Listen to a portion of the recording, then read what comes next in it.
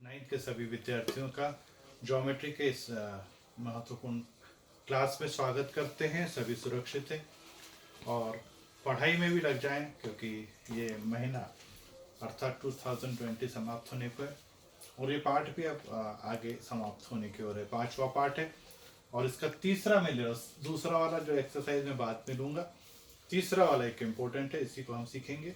और इसमें हम आयत या रेक्टेंगुलर इसके बारे में सीखेंगे। तो देखिए क्या कहता है। क्वेश्चन नंबर 1 में दिखा है कि एक आयत है जिसका नाम ABCD है। आयत की आकृति इस प्रकार से होती है। तो अब मैं इसके गुणधर्म भी आपको सिखा रहा हूँ, उस पर भी ध्यान देंगे। इसमें इसके विकर्ण एक दूसरे को बिंदु O पर प्रतिच्छेदित करते हैं। पहला विकर्ण दूसरा विकर्ण O पर प्रतिच्छेदित करते हैं। AC की माप है 8 सेंटीमीटर और OB आपको ज्ञात करना है, ये ज्ञात करना है आपको। और साथ में कोण A की माप है 35 अंश। CAD ये वाली है 35 अंश। तो आपको कोण C भी बताना है कि कोण ACB ये वाला कोण कितना हो। तो इस प्रकार से कोण का गुणधर्म और साथ में हमको गुणधर्म ज्ञात करना है। तो सबसे पहले नियम लिखेंगे। चतुर्भुज ABCD एक आयत है। अगर ये आयत है तो इसकी समूह भुजाएं सर्वांग सम होती है। सभी कोण 90 अंश के होते हैं। तो सबसे पहले अपने को कोण अगर ज्ञात करना है तो सबसे पहले आयत है, तो इसी का मतलब है समूह भुजाएं AD समांतर होगी BC के तथा AB समांतर होगी CD के। मतलब इसकी समूह भुजाएं समांतर होती है। और ये जेड की आकृति आपको दिख ही रही है इस प्रकार से बनती हुई। तो इसलिए कोण ADAC ये बराबर हो जाएगा कोण ACB के और दोनों की माप होगी 35 अंश। ये देखिए ऐसी आकृति ऐसी बनती हुई दिख रही है। और जेड की आकृति को कौन सा कोण कहते हैं हम लोग? एकांतर कोण। जब ये रेखाएं समांतर अर्थात समूह भुजाएं समांतर है तो ये जेड की आकृति बनाने वाले एकांतर कोण ये 35 है, तो ये भी कितना हो जाएगा? 35 अंश। अब आपको x निकालना है। और दूसरा विकर्ण जो होते हैं इसके विकर्ण सर्वांग सम होते हैं। इसके विकर्ण सर्वांग सम ये नियम है अगला। और समद्विभाजित भी करते हैं, सर्वांग सम भी होते हैं और समद्विभाजित भी करते हैं। तो सर्वांग सम है तथा समद्विभाजित भी करते हैं।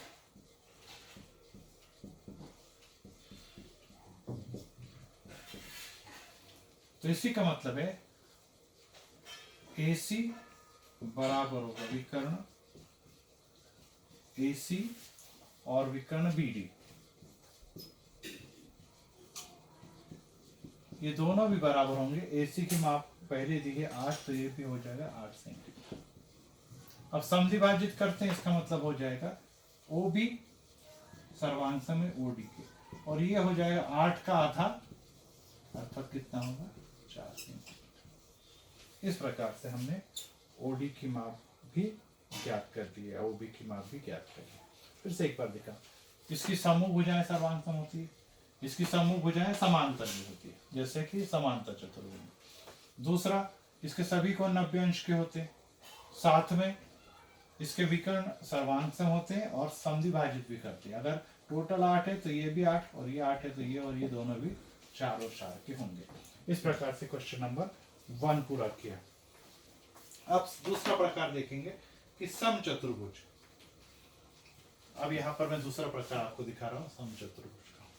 और इसमें इस प्रकार की आकृति बनती है समचतुर्भुज की। ऐसी सभी भुजाएं सर्वांग सम होंगी। नाम है PQRS। इसमें दिया है PQ बराबर 7.5, ये है 7.5 सेंटीमीटर। और QR ज्ञात करने का आपको QR ज्ञात करना है। यदि कोण P बराबर है 75, ये 75 है। तो बाकी के कोण भी ज्ञात करने हैं।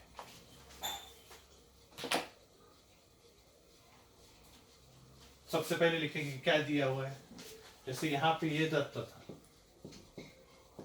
वैसे यहाँ पर है चतुर्भुज पी क्यू आर एस एक सम चतुर्भुज है। अब सम चतुर्भुज है, ये भी क्या हुआ है, दिया हुआ है दत्त। अब सम चतुर्भुज है तो इसकी सभी भुजाएं क्या होती है, सर्वांग सम।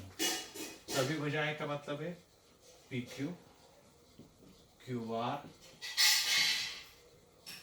एस आर और पी एस। सबकी माप कितनी होगी, 7.5 सेंटीमीटर।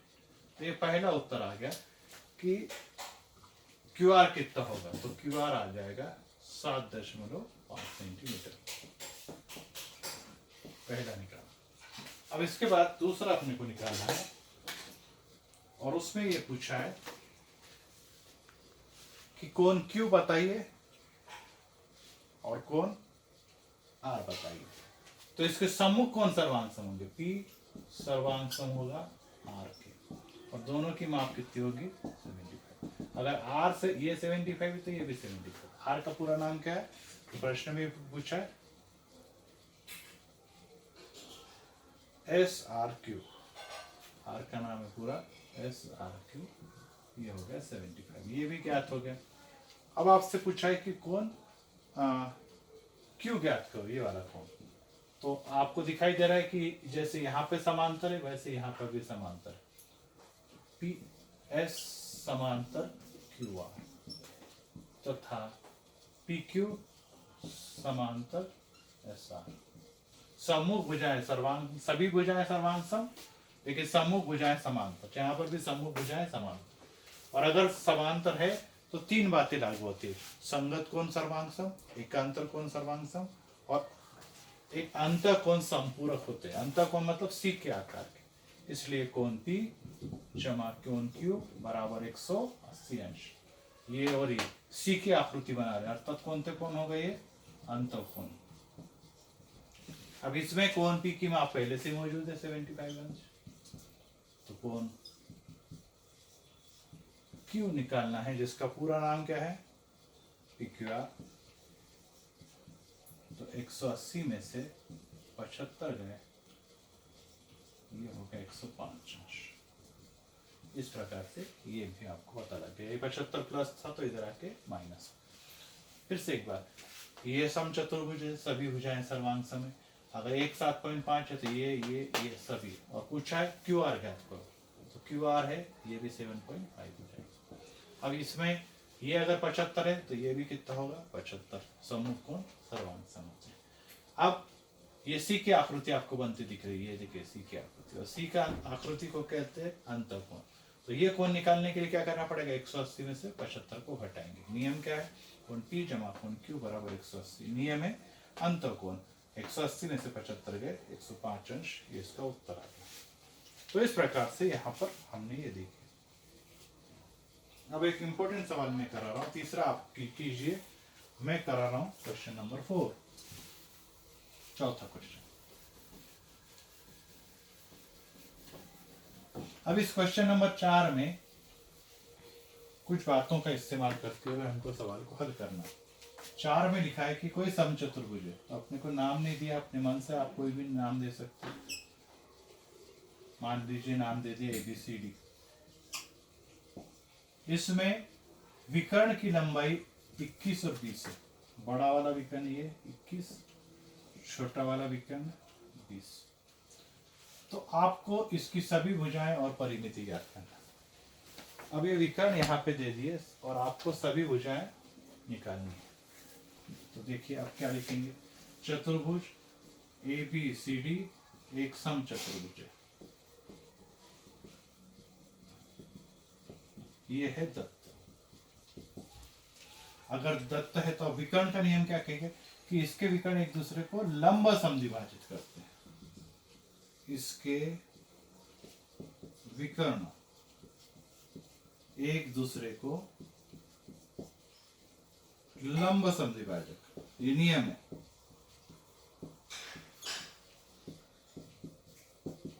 करते हैं। अब लंब समद्विभाजक का मतलब ये कि अगर ये 20 ये O है तो इसका मतलब है कि OB और OD ये आधा हो जाएगा 20 का, तो ये आ जाएगा आपका 10 सेंटीमीटर। वैसे ही OA और OC ये हो जाएगा आधा 21 का, अर्थात ये हो जाएगा 10.5 सेंटीमीटर। और आपको ये दिख रहा है, और कोण O बराबर कितना है 90 अंश। कैसे आ गया? लंब समद्विभाजक के कारण। तो आप नियम लगाएंगे, त्रिभुज AOD में O 90 अंश है तो सूत्र लगेगा कर्ण का वर्ग पहली भुजा का वर्ग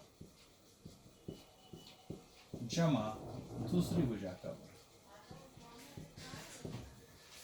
पाइथागोरस।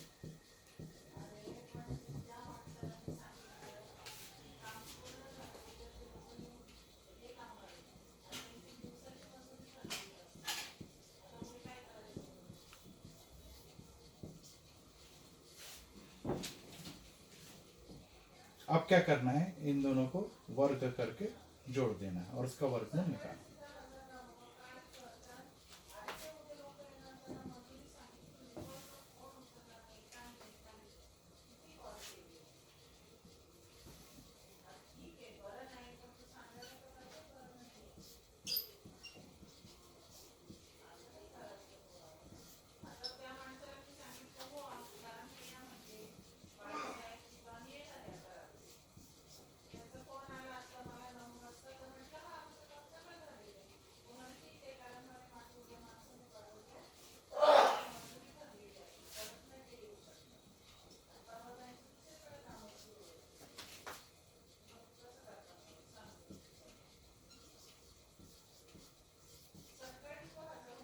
कर्ण का मतलब है यहाँ पर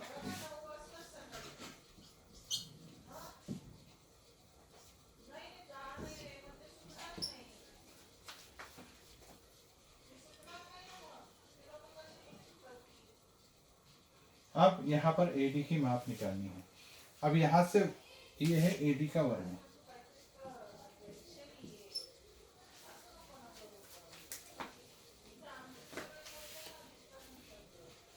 अब यहाँ पर हमको उसकी माप निकालनी। तो अब AD के लिए माप निकालने के लिए हम लोग क्या करेंगे कि यहाँ पर फिर से एक बार देखिए कि ये समचतुर्भुज है और समचतुर्भुज है, तो हम लोग इसे ज्ञात करने के लिए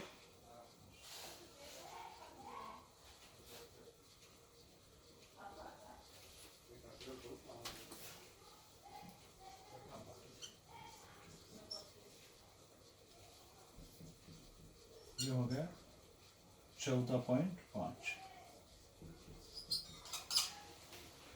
भुजा AD बराबर। अब यहां पर मैं उसको आगे करता हूं। अगर AD है तो AD के बराबर होगा BC, BC के बराबर होगा CD, CD के बराबर होगा AB, और ये सब कितने हो गई 14.5। अब परिमिति ज्ञात करनी है तो चारों भुजाओं को जोड़ देंगे, अर्थात 14.5 जमा 14.5 जमा 14.5 जमा 14.5, तो उत्तर आ गया 14 और 14 29, 29 और 29 58 सेंटीमीटर। इस प्रकार से हमने इसकी मापें निकाल दी 58 सेंटीमीटर।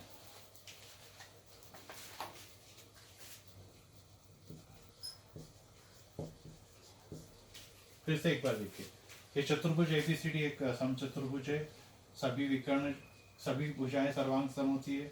इसके विकर्ण एक दूसरे को लंब समद्विभाजित करते हैं, और अगर लंब समद्विभाजित करते हैं इसका मतलब क्या है कि ये और ये दोनों समान, लेकिन किसके OB के आधे होंगे, अर्थात 20 के आधे कितने होंगे 10। ये और ये समान है मतलब कितना हो गया, तो इसको न लिखते हुए अपन लोग क्या करेंगे, ऐसे ही लिख दो 20/2, जिससे कि आपके गड़बड़ न हो। इसको आप लिखो 21/2 सेंटीमीटर। ठीक है ना, आपको और ध्यान में आएगा कि कैसे आ गया इतना। ये मैं मिटा देता हूँ।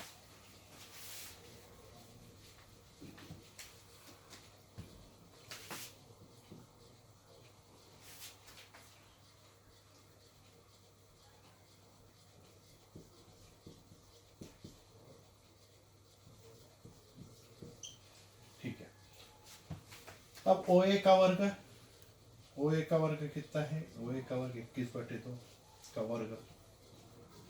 OD का वर्ग कितना है? OD का वर्ग 20/2। 21 का वर्ग 441, 2 का वर्ग 4, 20 का वर्ग है 400। दोनों के हर समान होने के कारण दोनों का माप कितना हो गया? 841। ये AD के वर्ग का मान है। जब वर्ग हटेगा तो ये वर्गमूल के अंदर चले गए, और वर्गमूल के अंदर चले गया तो 841, 29 का वर्गमूल, 4 का वर्गमूल 2, 29 का आधा 14.5। अब AD अगर 14.5 है, ये अगर 14.5 है, तो ये भी 14.5, 14.5, 14.5। और परिमिति अगर ज्ञात करनी है चतुर्भुज ABCD की, अगर परिमिति ज्ञात करनी है तो चारों भुजाओं को अर्थात 4 बार 14.5 जोड़ेंगे तो आ गया 58 सेंटीमीटर। तो इस प्रकार से ये प्रश्न का उत्तर यहाँ पे मिल गया। और 5.3 ये वाला क्वेश्चन मैं आपको सत्य असत्य बाद में बताता हूँ। इस प्रकार से यहाँ पे 5.3 आपको पूरा कर लेना। यहीं पर रुकते हैं। सभी सवाल आप अपनी कॉपी में 5.3 लिखेंगे, 5.2 बाद में सिखाऊंगा। 5.1 पूरा कर लेना है, 5.3 भी पूरा कर लेना है। होमवर्क में मैंने दे रहा है आपको क्वेश्चन नंबर 3। होमवर्क में मैं आपको दे रहा हूँ क्वेश्चन नंबर 3, और ये है क्वेश्चन नंबर 4। तो इसे उतार लीजिए और यहीं पे हम रुकते हैं। Thank you.